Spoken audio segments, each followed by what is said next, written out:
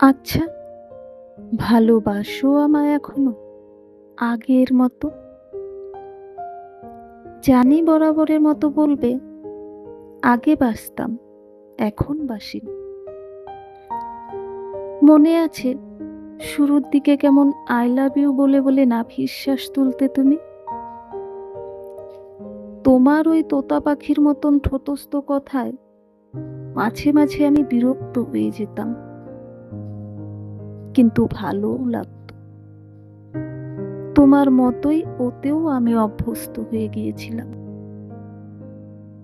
আমি আমার সেই পাখিকে এখনো ভীষণ মিস করি, শুধু বলতে পারি না। তোমার মনে আছে আগে তুমি আমার জন্য সব করতে পারতে? দেখতে দেখতে কল কাটবে না বলে গাল ফুলিয়ে থাকতে, আর আমি তোমার আবদারের কাছে হার মেনে নিয়ে আমার সবটুকু সময় তোমাকে দিতাম। এমনটা শেষ কবে হয়েছিল তোমার কি মনে পড়ে এখন? বলতে পারবে?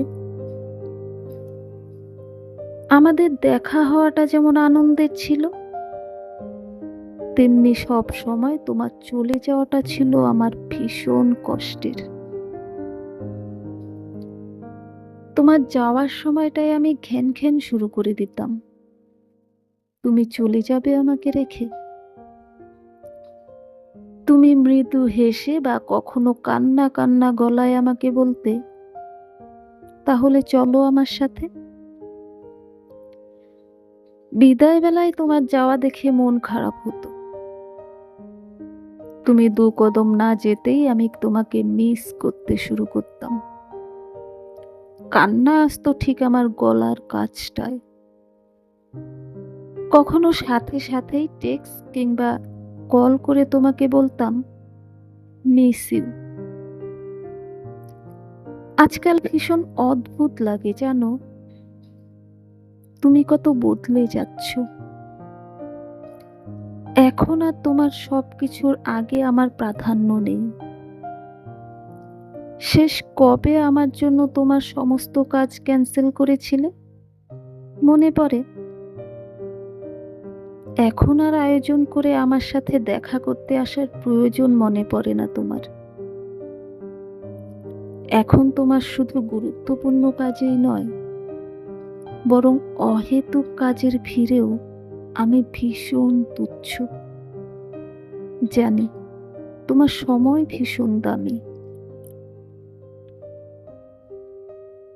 তাই তো আগের মতো আমাদের আর কথা হয় না। আমরা মুহূর্তগুলোকে একত্রে জমিয়ে আটকে রাখতে পারি না এখন। আমি ঠিক সেই আগের মতোই অপেক্ষা করে থাকি, অথচ তুমি আজকাল বলতে ভুলেই গেছো আমি কি করি, কেমন আছি, কিভাবে সময় কাটছে, আমি সুস্থ নাকি অসুস্থ।